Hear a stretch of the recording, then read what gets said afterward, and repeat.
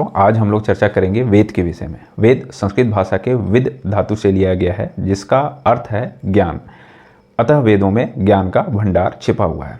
इसमें आपको रसायन से संबंधित जानकारियाँ मिलेंगी, राजा, सत्ता, विज्ञान, खगोल, भूगोल, कर्मकांड, उपासना पद्धति, अग्नि, वायु, जमीन इत्यादि से संबंधित जानकारियाँ विस्तार पूर्वक मिलेंगी। वेद सबसे प्राचीनतम ग्रंथ माने जाते हैं, और जिसमें कि ऋग्वेद तो सबसे ही प्राचीन माना जाता है पूरे विश्व में। कालगणना के अनुसार 3000 से 1000 ईस्वी पूर्व हो सकते हैं, या फिर ये 5000 से 7000 वर्ष पुराने होंगे।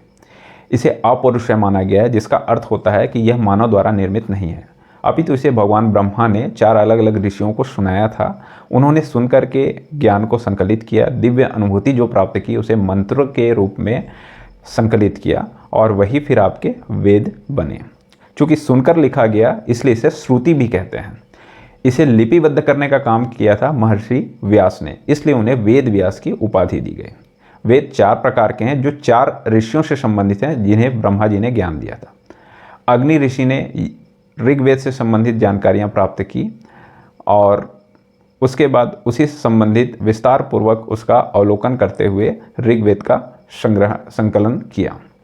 इसी तरीके से वायुदेव ने यजुर्वेद से संबंधित जानकारियां जुटाई, आदित्य ऋषि ने सामवेद के बारे में बतलाया, और अंततः अंगिरा ऋषि ने अथर्ववेद से संबंधित जानकारियाँ जुटाई। ऋग्वेद में ज्ञान की बातें बतलाई गई हैं, यज्ञ और अग्नि से संबंधित बातें वहाँ पर देखने को मिलती हैं। यजुर्वेद में कर्म के बारे में है, उपासना पद्धति हमें सामवेद से मिलती है, और विज्ञान से संबंधित आयुर्वेद, अर्थशास्त्र से संबंधित जानकारियाँ अथर्ववेद में देखने को मिलती है। इनके वाचनकर्ता के नाम भी अलग अलग होते हैं।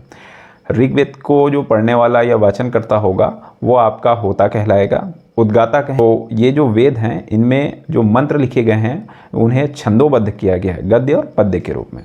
तो ये छंदोबद्ध रचनाएं आपकी ऋग कहलाती हैं, जिसे ऋचा कहते हैं। तो ऋग्वेद में ऋचाएँ लिखी हुई हैं, ऐसा कहते हैं। ये मंत्र से संबंधित जानकारियाँ आपको देते हैं। चूँकि ये काफ़ी गूढ़ हो चुके हैं आज के समय में, और इनके जो रहस्य होते हैं, अर्थ होते हैं, उसको समझ पाना आसान नहीं होता था। इसलिए बाद के जो ऋषि मुनि थे, उन्होंने कुछ आसान भाषा में इनके दृष्टांत को समझाया, जो कि वेदांग, उपवेद, वेदांत और उपांग, अरण्यक, ब्राह्मण ग्रंथ, उपनिषद इत्यादि के रूप में बाद में लिखे गए हैं। इनमें कुछ विद्वानों ने भाष्य भी लिखा है, जो इनके अर्थ को समझाते हैं। तो यही कुछ जानकारियाँ थी वेद से संबंधित। उम्मीद है आपको पसंद आई होगी।